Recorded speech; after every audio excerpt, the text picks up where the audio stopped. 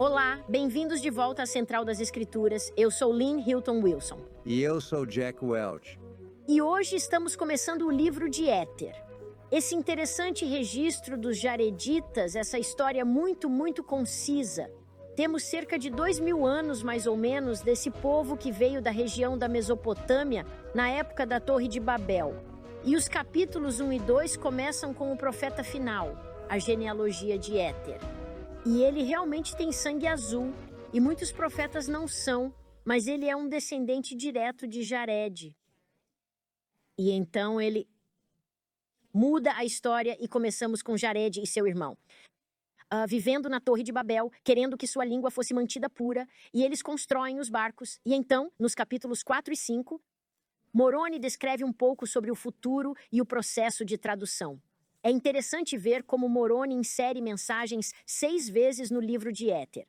Temos o comentário ou as interrupções de Moroni, mas nesta semana, como estamos analisando apenas os capítulos de Éter de 1 a 5, temos 3 comentários diferentes. O capítulo 1, o capítulo 2, o capítulo 3 e o capítulo 4 têm partes, grandes partes, dos pensamentos de Moroni que são realmente muito importantes para aprendermos mais sobre esse bom profeta. Não apenas em sua edição, mas como ele tem a perspectiva da história para guiar nossa leitura. E Moroni também está trabalhando sob uma restrição, porque lhe foi dito que essas palavras não deveriam ser citadas com muita precisão. Portanto, ele está fazendo um resumo, uma narrativa disso. Mas até que o Senhor diga que esses registros sagrados ou secretos podem ser revelados, Moroni não toma para si a responsabilidade de fazer isso. Mas ele nos dá seu entendimento de coisas que, é claro, ele não vivenciou. A história jaredita já estava concluída antes de Moroni entrar em cena. Muito antes de ele entrar em cena. Mas ela se sobrepõe ao livro de Mórmon. E no livro de Mosias ficamos sabendo que o rei Mosias, filho do rei Benjamim, de fato tem intérpretes e a capacidade de ler o registro dos Jareditas. Mosias tem intérpretes capazes de ler os registros. Foi dito que elas não deviam ser públicas até que o Senhor dissesse. E mesmo antes de o povo de Mosias receber essas placas, lá em Omni, também temos o registro do último sobrevivente, Coriantumr, quando ele desce e vive com os Mulequitas. O registro diz que ele viveu por 9 luas, então presumo que seja cerca de 260 dias mais ou menos. Algumas semanas ou algo assim, mas ele tem consigo uma grande pedra, onde está gravado o texto de parte da história. E ele é o único que é mencionado. Se ele estiver lá, acho que é uma boa suposição que houve outros contatos entre alguns dos sobreviventes remanescentes dessa cultura, que era muito extensa. Sim, é mesmo, muitas. Os contatos teriam sido, talvez, mais frequentes do que poderíamos imaginar. E como diremos, muitos dos nomes dessa genealogia de Jared e até Éter, muitos desses nomes aparecem no registro nefita. Eles têm mais consciência disso do que poderíamos imaginar. Coriantumr é aquele a quem eles se referem no versículo 20 e 21 do livro de Omni. Mas temos muitas evidências de que havia outros. Vamos começar com o capítulo 1 e dar uma olhada em algumas das genealogias. O que temos aqui nessa genealogia é a genealogia de Éter, e ele é o último profeta. E ele dá sua genealogia. Aqui você vê os primeiros nomes dessa lista, que contém 30 nomes no total. E ela vai de Éter no início até Jared no final. Então, a lista se tornará o esqueleto ou a espinha dorsal da narrativa que teremos, começando no versículo 33 do capítulo 1 de Éter. E aqui você pode ver na parte inferior desse gráfico, o nome Jared é o 30º nome, indo muito para trás na genealogia. Mas, ao contar a história, você começa com Jared e o irmão de Jared e vai subindo ao longo das gerações. E às vezes a história deles é apenas a metade de uma frase. Ou às vezes vários parágrafos. não há muito a dizer sobre alguns. E você pode ver as referências das escrituras aqui. Portanto, no lado esquerdo, você tem a ordem em que eles são mencionados no capítulo 1 de Éter e os versículos de cada um desses nomes. E do lado direito, há a referência das escrituras para o lugar onde cada um desses nomes será introduzido pela primeira vez na narrativa. Portanto, historicamente, vamos ler sobre Omner neste capítulo. Sim, ótimo, perfeito. Esse é um ótimo gráfico, Jack. E ele ajudará os leitores. Se você tiver esse gráfico em mente e perguntar, bem, onde estamos nessa história? Porque é realmente difícil de acompanhar. Acho que isso também lhe dará um pouco de profunda admiração e pela precisão com que esse livro foi escrito.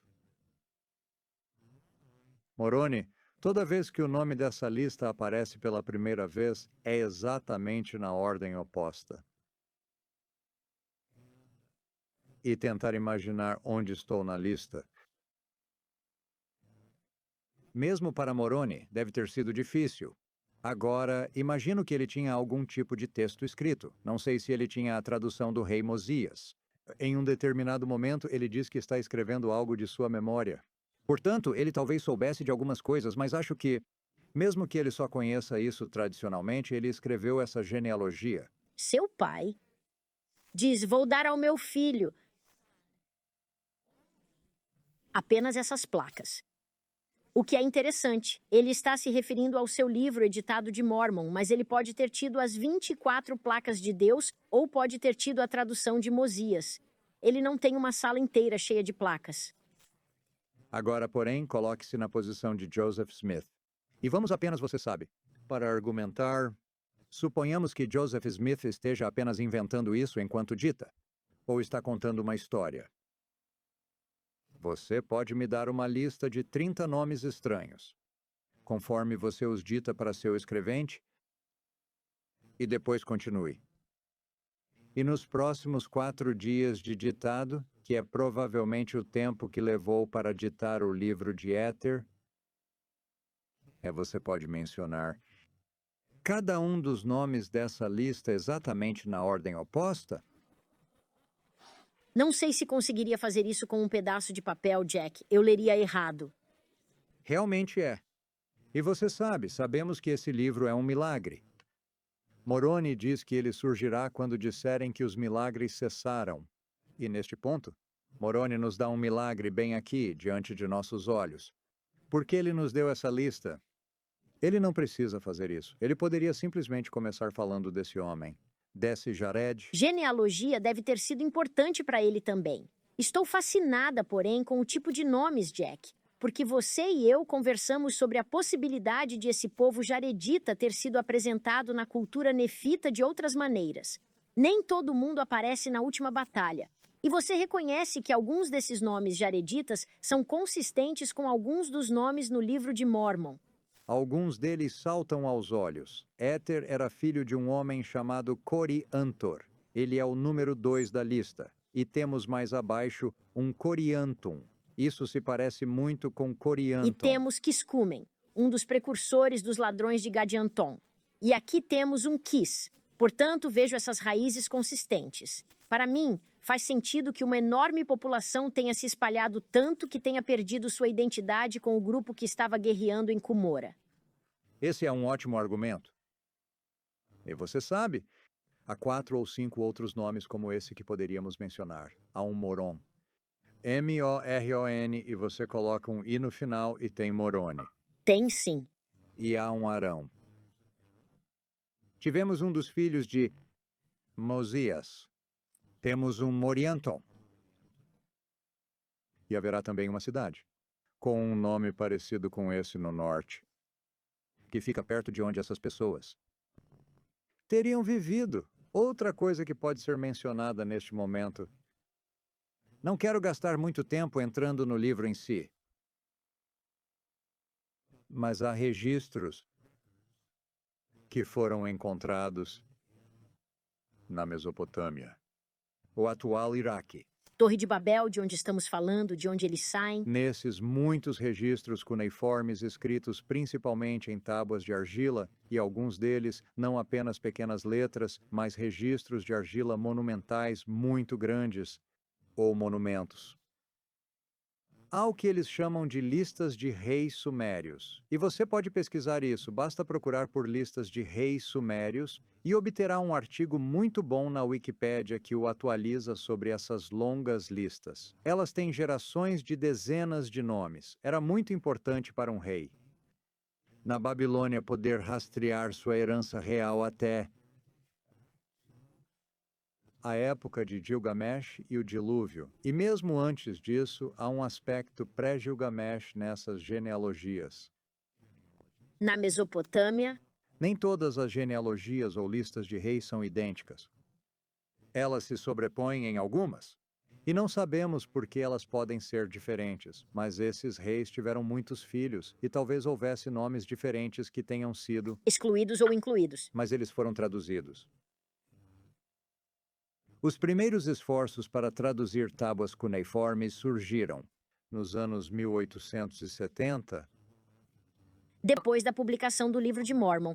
Elas foram encontradas e originalmente as pessoas pensavam que havia apenas uma, mas depois descobriram que havia muitas e elas foram estudadas.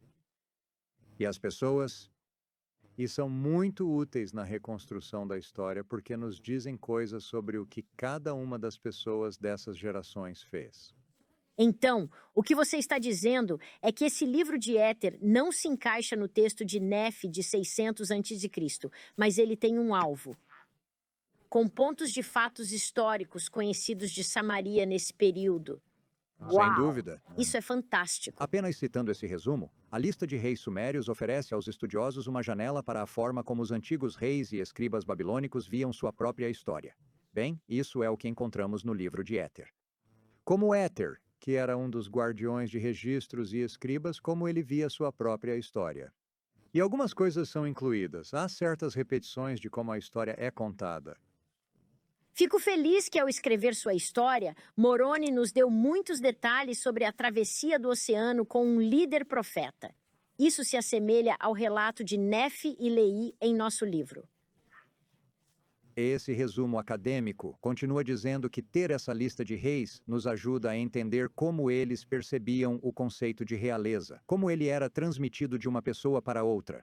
É uma coisa boa ou algo ruim? Pode haver reis bons e reis ruins. Isso se parece com o livro de Éter? Com certeza.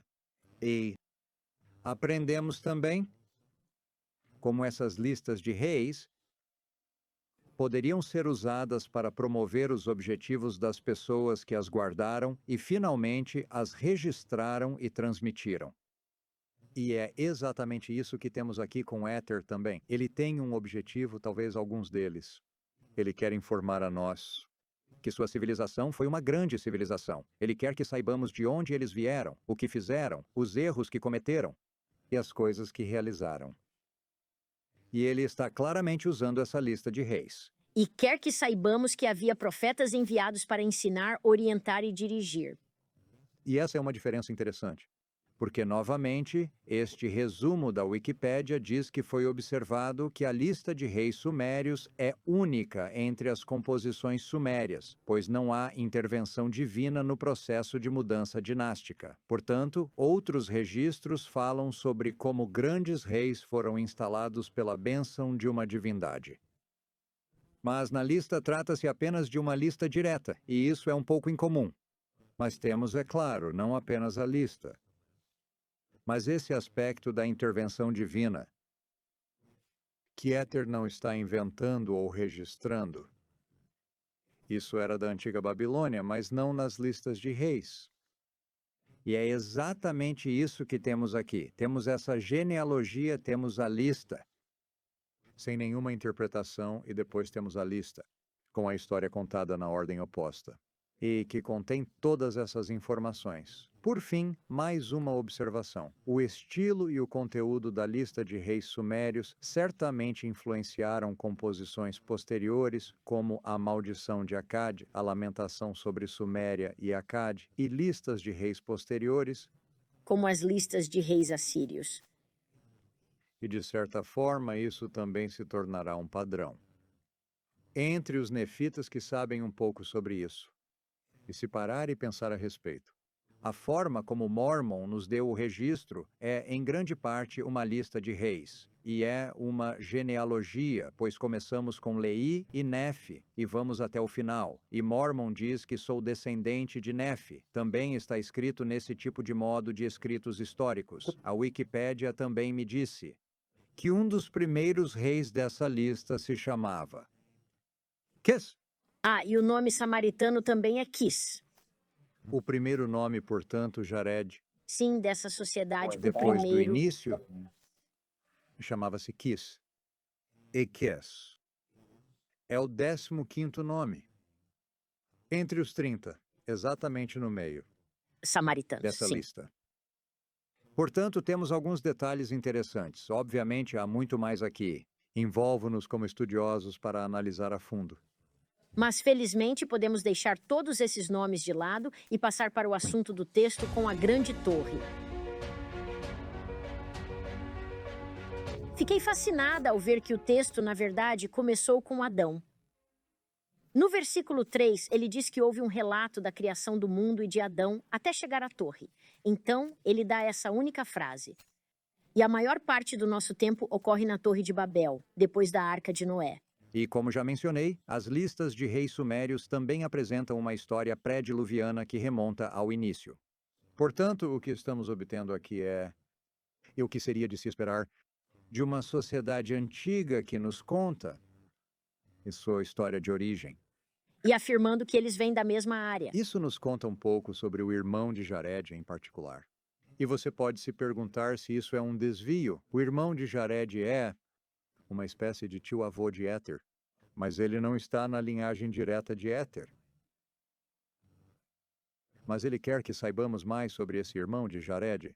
Ele era muito espiritual e um homem poderoso, favorecido pelo Senhor. Jared vai até o irmão e relata: temos problemas aqui. Nossos idiomas estão sendo confundidos. As pessoas estão construindo essa torre. Há problemas, e nós, antes que nosso idioma seja confundido, precisamos saber o que fazer. Agora, acho que o irmão de Jared possa ter sido algum tipo de sacerdote? Ele tem proximidade com Deus. Seja qual for o relacionamento, seu irmão diria: ore sobre isso, creio que possa ter comunhão com nosso Salvador. Naquele mundo antigo, você não iria simplesmente falar com seu irmão se pudesse orar. E se ele pudesse orar e não fosse alguém especial, você também poderia orar. Então Jared vai até seu irmão e clama ao Senhor. Lembro-me da instrução de Amaleque em Alma, capítulo 34, quando ele fala sobre clamar ao Senhor. Clamais a ele em vossos campos e em vossos rebanhos, clamai a ele. Há 8 clamores ali. Neste texto temos 6. Onde Jared diz a seu irmão: clama ao Senhor para que ele não nos confunda. E aconteceu que o irmão de Jared clamou, e o Senhor teve compaixão, e o Senhor teve compaixão de Jared. E no versículo 36, clame novamente ao Senhor para que ele desvie sua cólera. E principalmente para que nós, que somos amigos, possamos permanecer juntos. Sim, não é só a família, vamos ampliar nosso círculo. Portanto, essa é uma história fundamental sobre quem conta, como parte desse grupo central que o Senhor abençoou. E aconteceu que o irmão de Jared clamou ao Senhor, e o Senhor teve compaixão também de seus amigos e de suas famílias. O irmão novamente diz: vai e inquire do Senhor se nos fará sair desta terra, e se nos vai fazer sair da terra, pergunta-lhe para onde iremos. Estou fascinada com o fato de o irmão, o próprio Jared, já ter essas impressões, esses sentimentos do que pode vir a acontecer. Não sei como ele recebeu essas impressões, em uma visão ou em seus pensamentos esperançosos, mas certamente parece que esses pensamentos faziam parte do plano de Deus o tempo todo. Observe que ele diz que se ele vai nos expulsar, sejamos fiéis ao Senhor para que a recebamos por herança. Acho que isso é um reconhecimento interessante de que, quando pedimos, podemos pedir bênçãos ao Senhor, mas temos de dizer de nossa parte o que faremos com elas. Se o Senhor me abençoar dessa forma, o que fará? O que o Senhor fará? E eles passaram nesse teste. E aconteceu que o irmão de Jared clamou ao Senhor, e aconteceu que o Senhor disse-lhe. E então, nos versículos 41 a 43, você tem instruções para dizer a ele o que Eles fazer. precisam reunir seus rebanhos, colher suas sementes e descer para esse vale. Na verdade, fica ao norte de onde eles estão morando. E lá abençoarei a ti e a tua semente. E da tua semente e da semente de teu irmão e daqueles que forem contigo, levantarei para mim uma grande nação. E não haverá sobre toda a face da terra nação maior que a que eu levantarei para mim de tua E o Senhor lhe semente. responde: Eu adoro isso. Ele diz que a razão pela qual você receberá essa bênção está no final do versículo 43. E assim farei contigo, porque me invocaste este longo tempo. Nossas orações são importantes. Nossa sinceridade é importante. Nosso desejo de servir a Deus é importante. E o mais incrível é que, por meio dessa simples coisa, algo grandioso será realizado. Eu adoro isso. Obrigado por apontar isso, porque essa é a 7ª aparição da palavra clamar. E assim é o Senhor. No dia do Senhor, o 7º dia, o Senhor descansa, e agora está completo. Desse modo, você mencionou Adão. Eles sabem sobre a criação, então talvez essa seja uma forma literária de fazer isso. Também vejo um padrão aqui, que há uma religião falsa sendo ensinada na comunidade, na Babilônia, e então eles estão nesse estado de não saber o que fazer e clamam a Deus. E são instruídos a sair. E eles têm que buscar mais luz e conhecimento. E isso ocorre na sequência. Não só Adão e Eva, mas vejo um padrão de templo aqui. Excelente. Jared e seu irmão e suas famílias, e também os amigos de Jared e seu irmão e suas famílias, desceram com os rebanhos de toda a espécie que haviam reunido, macho e fêmea, para o vale e apanharam aves. Também trouxeram algo chamado deseret, que se trata de uma abelha. Então, em que língua está o deseret? Bem, essa palavra foi identificada significando abelha em egípcio. Joseph Smith não fazia ideia, é claro, mas não sei como se colocaria uma colmeia em uma embarcação. Espero que essa embarcação ou esse barco não tivesse muitas pessoas ou animais. Me preocupo em viver com uma colmeia de abelhas. Bem, talvez elas tenham hibernado. Pode ser que sim. Isso é muito bom. As pessoas podem se perguntar de onde vem o nome Deseret. Talvez fosse um nome jaredita, embora pode ser que tenham levado Deseret com eles. E talvez Moroni saiba disso porque ele conhece um pouco de egípcio. E essa seja uma palavra conhecida. As placas de latão estavam em egípcio? Sim. Então faz sentido. Continuando no versículo 4, é interessante ver alguns paralelos aqui com outras escrituras, começando até mesmo em Deuteronômio. Quando eles chegaram ao vale de Nimrod, que é um nome do Velho Testamento lá em Gênesis, o Senhor desceu e falou com o irmão de Jared, e ele estava em uma nuvem e o irmão de Jared não o viu. O Senhor lhes ordenou que fossem para o deserto. Você sabe, vemos esse mesmo padrão em todas as escrituras. Que eles têm de ir para um lugar onde ninguém jamais esteve antes. E eu aprecio o fato de Moroni nos dar algumas dicas aqui. Nos versículos 9 a 12, ele faz um pequeno comentário. Ele diz que é uma terra de promissão e toda nação que a habitar deverá servir a Deus ou será varrida quando houver amadurecido em iniquidade. Esse é o versículo 9. Eles não serão varridos por um longo tempo, mas esse é um aviso para todos nós. Sabe, Moroni está escrevendo isso depois de ter tido a visão do nosso DNA. Ele continua e fala muito sobre essa terra escolhida. E ele usa a palavra novamente, na verdade 7 vezes que a encontrei no livro de Mórmon, não apenas nos escritos de Éter, mas até mesmo em 1º Nefe, vemos a mesma ideia de que o Senhor os inspirou a falar sobre essa terra escolhida. Ele dá mais algumas qualificações sobre como podemos mantê-la como uma terra escolhida. No versículo 12, qualquer nação que a habitar se verá livre da servidão e do cativeiro e de todas as outras nações debaixo do céu, se apenas servir ao Deus da terra, que é Jesus Cristo. Nos continentes da América do Norte e da América do Sul, tivemos muitos senhores. Mas talvez eles tenham ocorrido em épocas em que não estávamos servindo ao Deus correto. Basta olhar para a história nefita que recém terminamos. Houve ocasiões em que estavam sob escravidão, mas não estavam vivendo. E como Deus nos pede. Altos e baixos. E essa palavra escolha está claramente relacionada à palavra escolhido. Portanto, é uma terra escolhida. Por vezes pensamos que é apenas uma terra bonita. Você sabe? Luxuosa ou verdejante, o que? Em algumas partes era, mas o mais importante não são suas características, mas o fato de ser parte da terra escolhida, uma terra de aliança. E é por isso que quando as pessoas não são fiéis ao convênio, há consequências que decorrerão disso. Depois dessa primeira viagem mais curta, parece que eles ficam na praia por cerca de 4 anos. E lhe deram o nome de Moriancumer, o que é fascinante para mim. Nos documentos de Joseph Smith, ficamos sabendo que o nome do irmão de Jared é Mahonri Moriancumer. E esse é o nome dessa terra, que é já a antiga prática de dar à terra o nome da pessoa que a encontrou. E o Senhor os levou para lá. E como estão lá por esses 4 anos à beira-mar, desfrutam tanto do luxo desse belo local que não são tão diligentes em suas orações. Versículo 14. Falou o Senhor com o irmão de Jared e repreendeu-o por não se ter lembrado de invocar o nome do Senhor. Mas o irmão de Jared se arrependeu.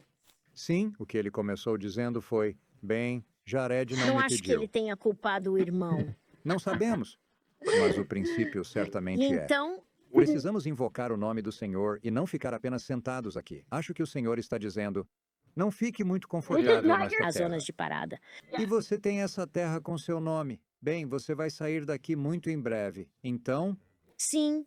Versículo 15. Perdoarei a ti e a teus irmãos vossos pecados, mas não pecareis mais, porque vos lembrareis de que o meu espírito não contenderá para sempre com o homem. Jack, esse versículo é muito importante. Sabe, o arrependimento abre a porta para o espírito, e se eu não obedecer, terei dificuldade para ouvir. O doce espírito doce do Senhor em minha vida. Mas esses barcos são fascinantes, são construídos de modo que podem ser quase como um submarino. O versículo 24 diz que serão como uma baleia no meio do mar. E o irmão de Jared, depois de seguir o mandamento e construí-los, tem 3 perguntas. Ele se dirige ao Senhor no versículo 19. Como vamos obter luz? Como vamos nos orientar? E como vamos respirar? Essas perguntas são muito importantes. E é claro, o Senhor bem. Ele lhe diz. O que ele cuidará da direção. Ele se encarregará da direção e da velocidade. Mas no que diz respeito à luz, por que você não tem algumas ideias? Por que não me diz? Ele lhe dá uma solução muito fácil para o ar. Sabe, vou lhe dar algumas aberturas e você pode abrir os 2 lados. Mas o que você acha da luz, irmão de Jared? Ou Mahan?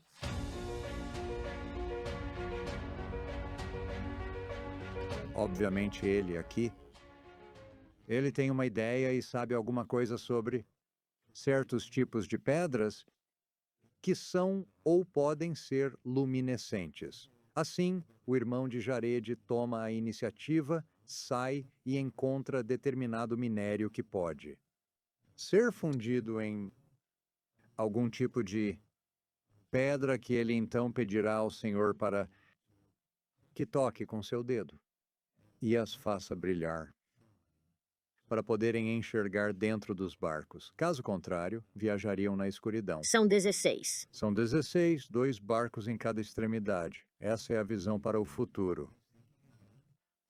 Então ele pega esses 16 e vai com eles até a montanha.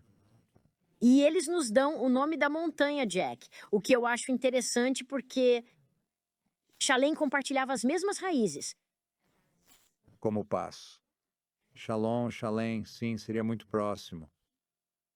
E eles chamavam a montanha. E por causa de sua altura, que talvez a altura se refira à subida ao céu. A presença de Deus, ele fará coisas mais elevadas. E as pessoas acreditavam que os deuses estavam no topo do Monte Olimpo. Moisés sobe ao topo do Monte Sinai. E o irmão de Jared sabe que aquele poderia ser um lugar provável para Deus abençoar essas 16 pedras. E temos as palavras que ele ofereceu em oração, versículos 2 a 5. E já vimos o suficiente sobre como. Moroni escreve pedindo que estejamos atentos aos números. E assim, Se contarmos as vezes que o Senhor é dito aqui, o Senhor, o Senhor, o Senhor, há 8, o Senhor, e acho que deve ser uma oração para cada um dos 8 barcos. E o Senhor tem 2 mãos, talvez, mas as 16 pedras são abençoadas. E você pode ler os reconhecimentos do ó Senhor. Conhecemos nossa situação. Não queremos que o Senhor fique com raiva. Espero não estar incomodando-o ou pedindo mais do que deveria. O Senhor habita nos céus, estamos no alto da montanha. Ele se refere à sua natureza decaída, a qual sou sensível. Por causa da queda, nossa natureza tornou-se má continuamente. Sabemos que é santo. Eis que nos castigaste devido à nossa iniquidade. Não obstante, tem sido misericordioso. Ó Senhor, tem piedade de mim. Ele pede com muita delicadeza, e acho que esse é um bom modelo para qualquer oração, que não estamos exigindo. Estamos pedindo humildemente.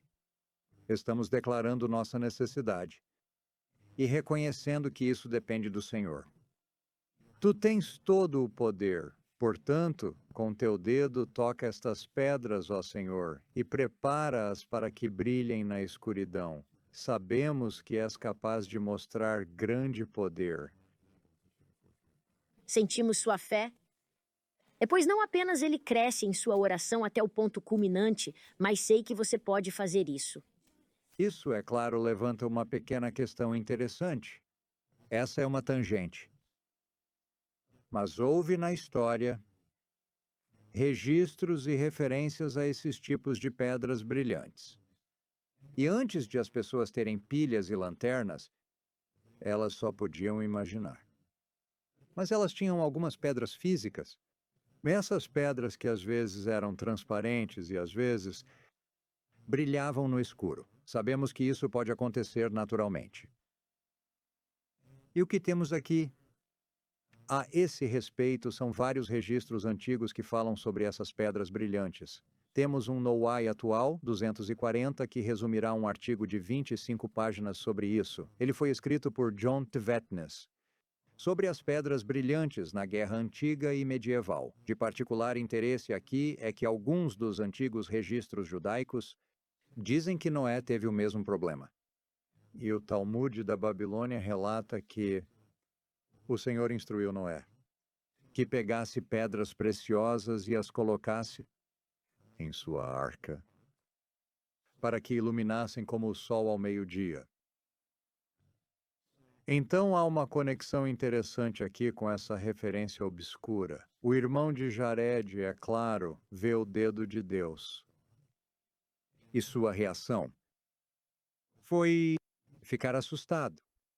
Ele não imaginava que seria capaz de ver. Ainda assim, ele acreditava que Deus podia tocar as pedras. Sim, ele disse, toque com seu dedo, mas... se ele tiver um corpo, ele poderia me ferir ou algo assim. E Deus então responde a ele e diz, nunca ninguém se chegou a mim com uma fé tão grande como tu. Bem, isso é muita fé. Mas Deus também diz que seremos capazes de ver quando pudermos acreditar. E que quanto mais forte for nossa crença, mais poderemos ver. E quanto mais vemos, mais acreditamos. Exato! Portanto, funciona. E no versículo 13, aprendemos que os efeitos da queda aqui são anulados porque o irmão de Jared agora tem permissão para estar na presença de Deus. Agora, quando Adão e Eva foram expulsos do jardim, isso foi uma barreira, e essa é a primeira vez que o Senhor apareceu por completo. Não é apenas seu dedo. E então ele comenta no versículo 15, nunca me mostrei ao homem que criei. Você vê a minha imagem. A imagem é meu corpo espiritual. Esse é Jesus Cristo. E ele não tem um corpo físico ainda. Mas é assim que eu serei quando aparecer em carne e osso. E ele diz, nunca homem algum creu em mim como tu creste. Essa é uma pequena expressão maravilhosa para refletir. E muitas pessoas têm feito isso de forma proveitosa. O que aconteceu com o irmão de Jared, que permitiu que ele recebesse essa bênção especial? A fé dele foi muito importante. Essa, com certeza, é a coisa mais relevante aqui. Mas as pessoas já se perguntaram, será que Deus realmente nunca se mostrou? ao homem que ele havia criado antes. Bem, Adão e Eva foram criados no jardim do Éden. E eles viram, andaram e falaram com Deus. E o mesmo aconteceu com a cidade de Enoque. Aqui está apenas uma lista das ideias que as pessoas tiveram sobre o assunto. Sidney Sperry disse que o que se quer dizer aqui é que Deus nunca havia se mostrado ao homem incrédulo antes. Um homem caído. E isso pode explicar algumas coisas, porque o irmão de Jared acreditava melhor do que qualquer outro. Portanto, talvez você acredite no melhor. E foi isso que Joseph Fielding Smith e Bruce R. McConkie disseram. O que é especial e diferente aqui é o fato de que nunca um homem teve essa fé a esse ponto. Portanto, eu nunca me manifestei, e é por isso que é diferente. Kent Jackson argumentou que o que deve ser entendido aqui é que Deus nunca permitiu que alguém visse seu corpo espiritual no sentido pleno e completo de que ele é o Criador e o Filho de Deus. Essa é uma perspectiva interessante que pode funcionar. Dan Ludlow argumentou que o que se quer dizer aqui é que nunca ele teve de fazer isso. Em outras palavras, o Senhor está dizendo: nunca me manifestei, mas tenho de fazê-lo a você por causa de sua grande fé. E eu diria que por causa de sua grande necessidade. É convincente. O Elder Holland disse algo semelhante, que eu nunca apareci a um gentil. Que talvez houvesse outras pessoas, e talvez haja uma diferença aqui, e que eu preciso aparecer a você como um gentil. Israel ainda não nasceu. Não, mas, além disso, você nem mesmo faz parte da linhagem que se tornará a casa de Israel. Por isso quero mostrar, aparecendo a você, irmão de Jared, que sou o Deus do mundo inteiro. E esta é a primeira vez que tenho a oportunidade de fazer isso. Todas essas são percepções e especulações interessantes, mas a explicação de Moroni no versículo 20, de que tendo visto o dedo de Deus, que uma vez que Jesus Cristo foi tão longe para estender a mão e dizer: tudo bem, farei o que você pediu. Vou apenas tocar a pedra. Seu conhecimento, então, dá um salto quântico, e seu conhecimento agora é perfeito. E com essa perfeição, ele não poderia mais ser mantido atrás do véu. E já que ele lhe mostrou o dedo, bem, por que não mais? Porque isso seria simplesmente confuso. Deus é apenas um dedo? Então ele pode ver o todo. Bem, além de ver a coisa toda, o pequeno comentário de Moroni aqui disse aqui que Deus ministrou a ele. Presumo que talvez houvesse ordenanças, como em Terceiro Nefe, com o que o Salvador fez, como em outros textos e faz agora. Acho isso maravilhoso, pois permite que ele o veja. E há uma ministração que ocorre. E o uso da palavra véu é que a mão é estendida através do véu. Como o primeiro ponto de reconhecimento, e com a resposta adequada, mais poderia ser dado. Sim, é definitivamente um texto sobre o templo, porque o irmão de Jared está sendo ensinado a entrar na presença do Senhor. Pode-se ler sobre isso em um resumo conveniente no No Why, número 584. Dê uma olhada lá, se estiver interessado em saber mais. Bem, na última parte do capítulo 3, o irmão de Jared é então encarregado de registrar essas coisas e fazer um registro. E o Senhor quer ter certeza de que algo seja dito sobre isso para não ser compartilhado com o mundo até que eu venha em minha glória. E essa é a razão pela qual mencionamos anteriormente que a tradução de Mosias não foi compartilhada, mas ele foi instruído a selá-la. Em outras palavras, colocar o selo de autenticação sobre eles e escrever na língua que não foi confundida. É uma língua endêmica de algum tipo, a língua de Noé. 2 pedras. Foram dadas 2 outras pedras. Essas não são 2 das 16. Mas o Senhor disse que lhe daria mais 2 pedras. E eis que eu te darei estas 2 pedras, e este é o versículo 23, e tu também as selarás, juntamente com as coisas que escreveres. Porque então ele explica que elas serão os intérpretes. Pode ser o Urim e Tumim do irmão de Jared. Bem, parece ser isso. São bem parecidos com eles, mas veja a palavra no versículo 24. Como funcionarão? Sempre nos perguntamos. Como funciona o intérprete? Que Joseph Smith tem? Diz, estas pedras esclareçam aos olhos dos homens as coisas que irás escrever. Então, de alguma forma, há uma ampliação. É uma escrita minuciosa que precisa ser ampliada de alguma forma. Entretanto, é necessário interpretá-lo com mais clareza antes de começar a interpretação. Isso é realmente interessante quando lemos os relatos do processo de tradução que Joseph usou quando olhou para o Urim e Tumim e viu palavras aparecerem para ele. São muito interessantes. Essas palavras específicas à luz do processo de tradução. Que você está certa, Lynn, e essa é provavelmente a explicação mais confiável que temos. De como os intérpretes trabalham. Joseph não explica mais sobre isso. Não poderia ser compartilhada até eu voltar em glória. E então, no versículo 25, o irmão de Jared vê e escreve: a todos os habitantes da terra, do passado e do futuro. Ele também nos vê. O Senhor não podia negar nada a ele por causa de sua fé. E por causa de sua fé e do sacrifício que eles fizeram como povo, e especialmente porque querem permanecer juntos, como uma comunidade. E ele lhes disse para escreverem essas coisas. O capítulo 4, portanto, é o comentário de Moroni.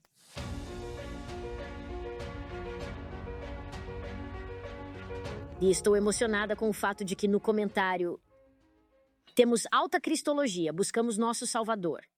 Não apenas como o Criador, mas também como nosso Redentor. Vocês não acham que Moroni disse, meus leitores precisam de uma pequena explicação aqui? Agora ele não colocou o capítulo 4. Mas logo após o que acabamos de terminar, Moroni continua a nos explicar. E o que ele diz? O versículo 1 descreve que as coisas que o irmão de Jared escreveu e que Moroni está editando agora, foi proibido que elas chegassem aos filhos dos homens até depois de ele ter sido levantado sobre a cruz, ou seja, nosso Salvador. E por isso Mosias as guardou. Mas o comentário também descreve mais detalhadamente esses maravilhosos intérpretes. Porque acho que Moroni sabia o que eles eram. Ele diz no versículo 5, o Senhor ordenou-me que as escrevesse para que eu selasse a sua interpretação, portanto selei os intérpretes. Aqui ele não está apenas selando a interpretação, mas está selando as pedras. Ao olharmos adiante, nosso Salvador começa a falar, e a partir do 6, perceba que ele muda para a primeira pessoa aqui, e até o final do capítulo 4, temos o comentário de nosso Salvador. Por meio da escrita de Moroni. E o Senhor diz, não deverão chegar aos gentios até o dia em que se arrependerem de sua iniquidade e tornarem-se limpos perante o Senhor. E no dia em que eles exercerem fé em mim, diz o Senhor, como fez o irmão de Jared, para que se tornem santificados em mim. Portanto, essa é nossa responsabilidade neste momento. E acredito que Joseph Smith fez isso, e que Oliver estava fazendo isso, e que temos de estender muita fé para receber essas mesmas bênçãos. Sem dúvida. E no versículo 12... Pois eis que eu sou o Pai, eu sou a luz, a vida e a verdade do mundo. Essa referência à luz aqui, quando os intérpretes o fizerem, ou as 16 pedras também, trabalharão com os princípios da luz. Luz é energia. A luz é algo incrível. É mesmo? Eu nem sei se é uma onda, uma partícula ou o quê. Há muito o que aprender sobre ela. Para que a luz seja mencionada aqui, pensamos em Jesus como a luz e a vida do mundo. E ele agora transmitiu um pouco dessa essência de luz a essas pedras. E não é verdade que, quando formos exaltados, também nos tornaremos seres de luz? E como será isso? Então compartilharemos a luz, que está em Cristo e por meio de Cristo. O Senhor está agora profetizando sobre a restauração.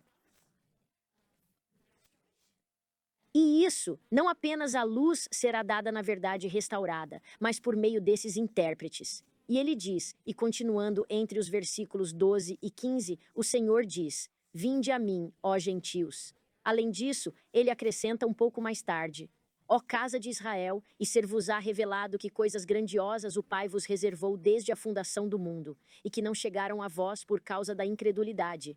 Sabe, temos que rasgar. Adoro essa frase no versículo 15. Esse véu de incredulidade. Adoro os laços entre os ensinamentos de Cristo e os do irmão de Jared, de Moroni e de Joseph Smith.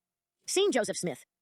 Que vemos essa continuidade que por meio da fé podemos rasgar o véu da incredulidade. E você sabe, havia um véu que foi rasgado na época da morte de Jesus. E para onde ele se abriu?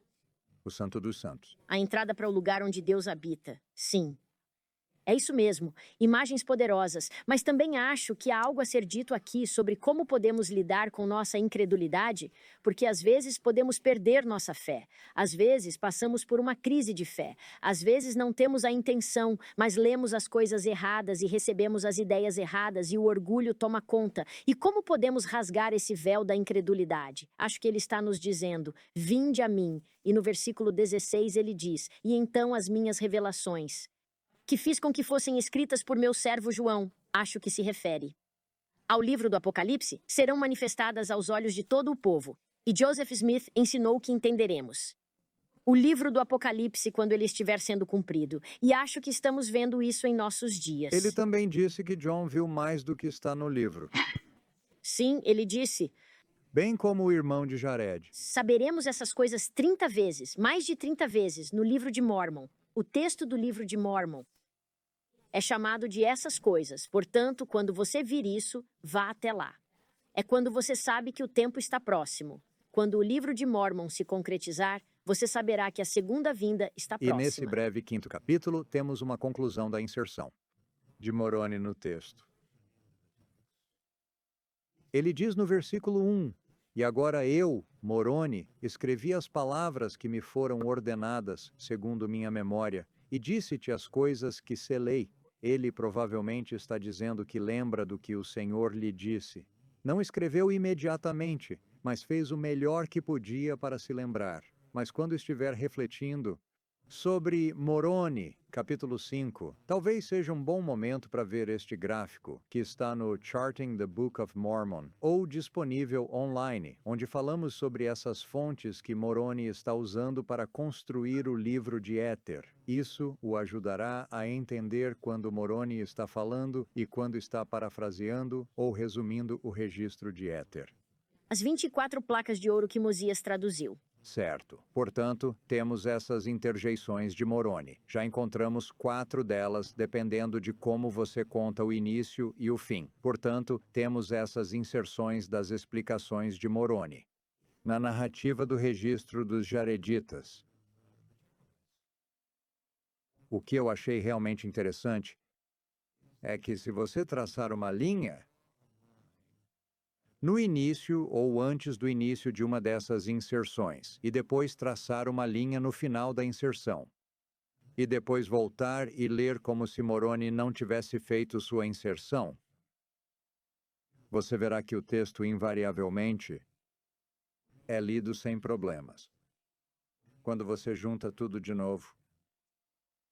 E o que isso nos diz é que Moroni está realmente apenas fazendo uma pausa na narrativa. Ele está colocando suas palavras e depois retoma exatamente de onde parou. Outra complexidade, como a ordem em que esses 30 nomes na genealogia de Éter aparecem em todo o registro, agora temos mais uma dimensão sendo tecida nesse texto para tentarmos acompanhar. E mais uma vez, para mim, é realmente algo milagroso, uma obra milagrosa, em que Moroni deve ter trabalhado e deve ter registrado. Ela deve ter sido escrita em algum lugar.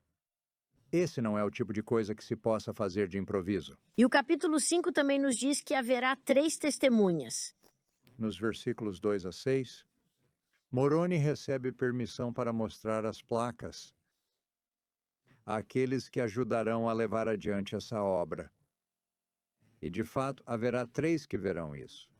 3 testemunhas, diz o versículo 4. E acho que é nesse momento que Oliver, David Whitmer e Martin Harris ficam em êxtase.